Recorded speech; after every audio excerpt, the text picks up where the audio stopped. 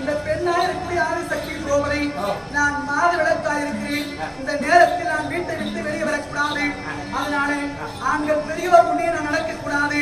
அதனால அந்த ராஜாக்கள் கூடிய சபையில் குலமகளாக இருக்கக்கூடிய உத்தமி திரௌபதி நான் வரக்கூடாது.